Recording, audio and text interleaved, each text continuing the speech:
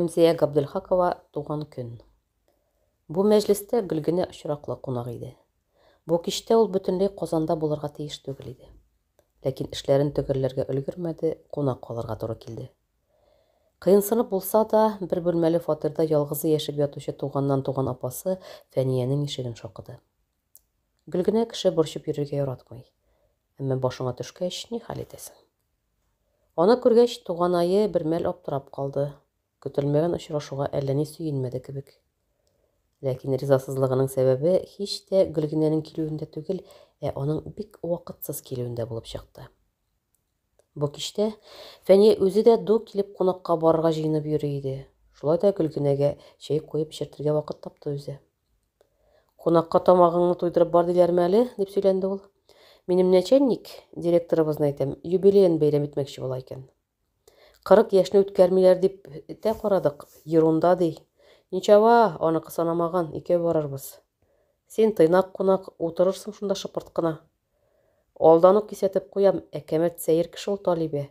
Диванарак диимме соң? Без аның артында ханума дип йөртәбез. Син борчылма, анда үзебезнекеләр, хатын-кызлар гына була. Ерак юлга иртә таңнан ук кузгалган, көне буе хастаханә кабинетларын саклап, чиратларда утырып, шулкадәр арыган, йончыган иде, йомшак урынга тәгәрәп, башын тизрәк мендәргә саласы гына килде. Әмма кунак хуҗаның ишәге дигәндәй, бармыйм дип күпме карышса да тәки күндерде Фәния Гөлгенәне. Ни йөз белән ялгызыңны буш квартирада бикләп калдырыйм. Әллә минем барасы килә дип уйлыйсыңмы? Ул астайны эштә күреп тә гарык. Кем әйткәндәй, арттан төртүче, алдан тартучым булса, бер көн эшләмәс, бүген үк ишекне шапылдатып ябып чыгып китәр идем мин. Кем кайда ак җәйме җәеп көтеп тора? Ханума әлегә бик кирәкле кеше, бармыйча ярамый туганым. Шулай итеп, Талибә Касыймовнаның 40 яшен бәйрәм итәргә бергәләп юнәлделәр. Чакырылмаган кунак булып килүенә Гөлгенә бик кыенсынган иде. Әмма хуҗабикәнең моңа исе дә китмәде. Әйдә, урын иркен, сыябыз. Монда бар да үзебезнекеләр дип, Гөлгенәне йомшак диванга Фәния белән янәшә утыртты. Өстәлдә борыннарын түшәмгә чөеп утырган шәраб, коньяк шешәләрен күреп, Гөлгенә тагын куырылды. Намаз укучы кешегә гәрчә авызына тамчысын капмаса да, хәмерле табында утыру гөнаһ икәнен бик яхшы белә. Фәния сүзен тыңлап, монда килүенә үкенеп куйды. Мәҗлестә алардан кала тагын 3 хатын-кыз бар иде. Икесе Гөлгенә яшендә күренә, берсе инде 50-не узган, карап торышка бик дәрәҗәле ханым. Һәммәсе дә ресторанга килгәндә ясанган, бизәнгән, күркәм итеп киенгән. Киеме белән дә, гадилеге белән дә, күркәләр арасына килеп эләккән тавык чебие сыман, Гөлгенә алардан нык аерылып тора. Бу затлы шәһәр ханымнары арасында ул үзен артык ят сизде. Кыенсынма, барысы да үзебезнекеләр, бергә эшлибез, дип колагына пышылдады Фәния. Туган көн мәҗлесләре гадәттә торып басып котлаулардан, бокал чәкештерүдән башлана. Бәллүр бокаллар бәрелешеп чыңлаган саен, Гөлгенә сискәнеп, куырылып китә. Ярый әле ни хуҗабикә, ни башка кунаклар аны кушылырга кыстамый, ник эчмисең дип үзәгенә үтми. Аңа әллә ни игътибар итмичә, үзләре теләгәнне сөйләп, үзләренчә кыланып, шаярып, җырлашып утыралар. Хуҗабикә башлык тиешле кеше булса да, кунаклар үзләрен иркен тота, күрәсең мондый күңел ачулар элек тә булгалагандыр. Гөлгенә исә түземсезләнеп мәҗлеснең ахырын көтә. Эштән генә бу Талибәсенә бәйрәмен җомгага каршы кичтә түгел, ял көнендә үткәрсә ярамаганмы, дип сукрана. Юк икән. Буларның кешечә түгел, иртәгә ял оештырганнар. Ни эшләсәләр дә килешә, үзләренә үзләре хуҗаянәсе. Артында бик тәмләп курласа да, Фәния 40 яшен тутырган хуҗасына мактау сүзләрен мулдан яудырды. Хөрмәтле Талибә Касыймовна, эш таба алмый аптырап йөргән көннәрдә сез миңа зур ышаныч белдереп, үз канатыгыз астына алдыгыз. Сез җитәкләгән оешмада үткән һәр көнем миңа тәҗрибә генә түгел, акыл да өстәде. Сез безнең өчен остаз да, булдыклы җитәкче дә, матур үрнәк тә. Сезнең сүзнең кыскасы, якты маягыбыз сез, оешмабызның алтын баганасы. Нинди генә рәхмәтләр әйтсәм дә аз булыр кебек. Һәрвакыт шулай яшь, чибәр, көчле булып калыгыз. Кадерле Талибә Касыймовна, сезгә сәламәтлек, аяз күкләр, кояшлы көннәр, бәхетле киләчәк телим. Әйдәгез, бу сүзләргә мөһер сугып, үзегез кебек затлы коньяктан күтәреп куйык. Ай, рәхмәт, сөйли беләсең инде үзең, дип елмайды юбиляр. Гөлгенәгә ул сәер дә, дивана да булып тоелмады. Сылу гәүдәле, шома йөзле бу чибәр, сөйкемле ханымга 40 яшь биреп тә булмый иде. Хәер, ялгыз булгач үзен кадерләп, тәрбияләп яшидер. 2 бүлмәле фатиры бик зәвыклы итеп заманча ремонтланган, кайсы якка карамак, һәр нәрсә кыйбатлы, затлы. Хуҗа үзе дә бик затлы. Кара бәрхет күлмәге сәхнәдәге җырчыларныкы кебек, колагында алтын, муенында алтын, бармак сайын диярлек алтын йөзек балдаклар ялт-йолт килеп тора. Бәлки, берәр таянышы бардыр. Ялгыз хатын-кызга мондый җитеш тормыш кору җиңел түгел. Әйе, бәяле, кадерле булып яшәргә өйрәнгән ханым бу. Бокаллар күтәрелә, шешәләр бушый торды. Инде кем ни сөйләгәнен тыңлаучы да юк иде. Шул ыгы-зыгыдан файдаланып, иң олы кунак, аның исеме Вәзимә булып чыкты, урыныннан кузгалды. Сез яшьләр рәхәтләнеп күңел ачыгыз, ә минем вакыт узды. Төн сезнеке, дип хушлашып чыгып китте. Аны тоткарлаучы булмады. Киресенчә, китүенә шат иделәр кебек. Адымнары суынырга да өлгермәде, кул чаптылар. Акыл иясе китте. Хәзер нишләсәк тә килешә. Бигрәк йомык инде бу Вәзимә апа. Әллә кем булып дәшми утыра, такая скучная. Ире ничек түзәдер, диде кызларның берсе. Түзми инде, ташлаган, диде Талибә Касыймовна. Шуңа Вәзимә апагыз еларга җитешеп йөри. Чынлапмы? Дип сорады Фәния. Әгәр бер сиздерсә. Миңа сөйләде. Улым Түләүледә укый, акчага кытлык ди. Өстәмә эш булмасмы дип сорап кергән иде. Шунда әйтте. Ирем белән аерылдык, бөтен өмет үземдә диде. Так что холостяклар конторы без. Әлфия апабыз әйткәндәй, иргә дә чыкмадык, ирсез дә тормыйбыз. Ирләр скучный хатыннарны яратмый, алар янында тегени торнадосман бөтерелеп торырга кирәк, диде кызларның Марина исемлесе. Ул үзе скучный булырга һич тә охшамаган иде.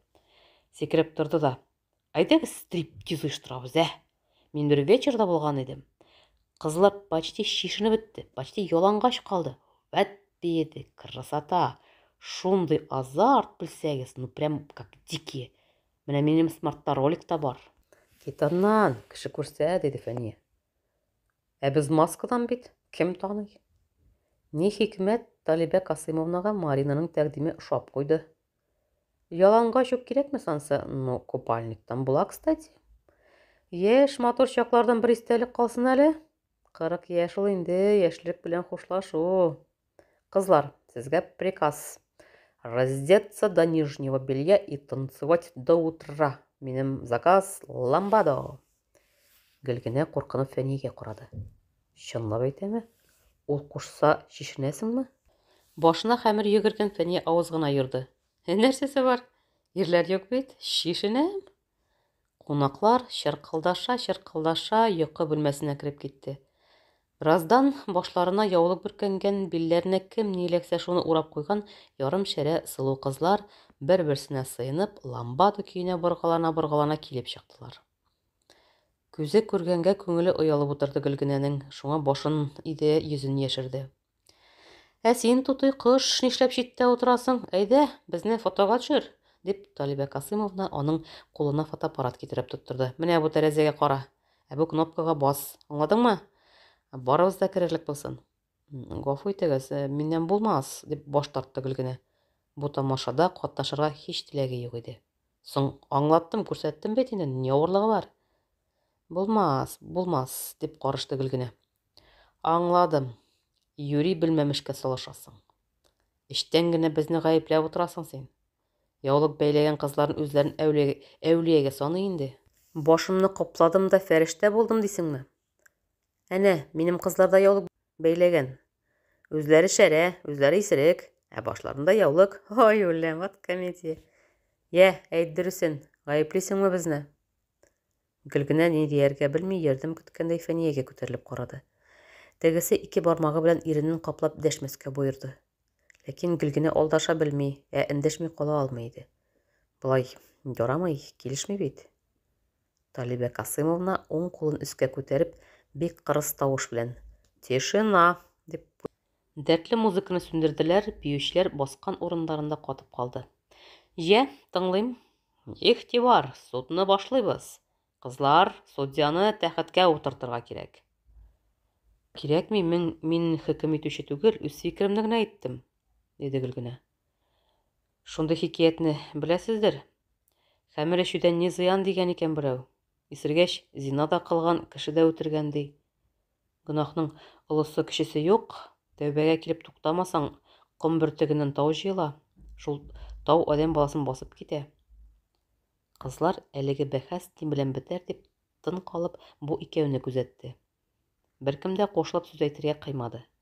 Һәрвакыт үзен хаклы санап, өстә калырга өйрәнгән Талиба Касыймовна чакырылмаган кунак сүзләренә мөһер сугарга җыенмый иде. Тавышына мыскыллы аһәңнәр чыгарып: «Шулаймыни? Мулла шулай әйттеме?» диде. «Дин үзе кешенең иреген буала баса, аның эше янау да куркыту. Гөнаһсыз яшим дисәң, өйдә генә бикләнеп ятасы. Ирексез нинди тормыш ди ул? Без бит булачак әниләр, бала тәрбиялисе кешеләр. Намусны яшьтән сакларга кирәк». Хуҗабикәнең үзенә сынап, гаепләп каравын күреп, Гөлгенә кисәк туктап калды. Әйткән сүзләре урынсыз һәм кирәксез булып тоелды.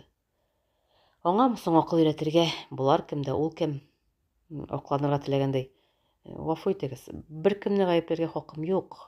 Сезгә яхшылык теләп кенә әйтүем», диде. «Ишеттегезме, кызлар? Ул безгә яхшылык тели. Без дөрес яшәмибез икән. Сеңелем, ничек яшәү дөрес икәнен кем белә соң ул? Коръәни Кәримдә барысы да язылган, аңлатылган. Ә синең Коръәнне кулыңа тотканың, укыганың бармы? Дин юлында йөрүчеләр белер-белмәс акыл сатарга ярата, фәлән әйткән дә төгән әйткән имеш. Кем ни әйтмәс? Бөтенесенә ышаныргамы хәзер?» Ханума Гөлгенәгә ныклап ябышты.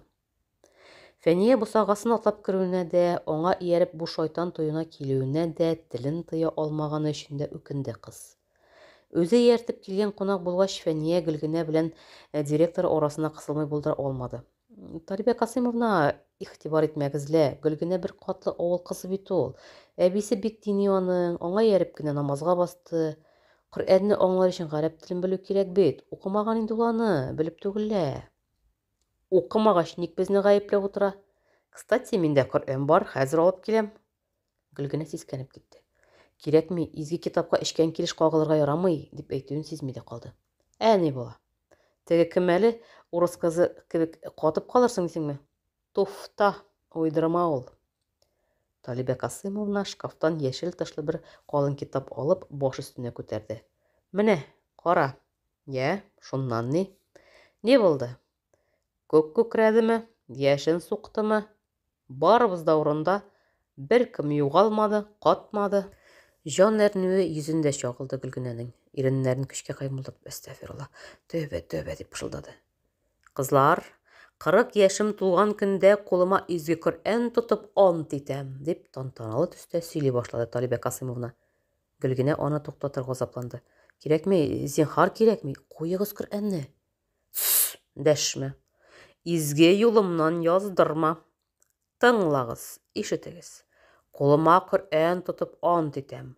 Башка бер кайчан эчмәскә, кеше ирләрен аздырмаска, гайбәт сөйләмәскә. Тагын, әйт, тагын нишләргә?»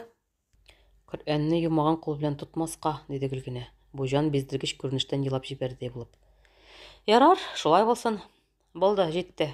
Иртәгә апагыз эшкә яулык бәйләп килер».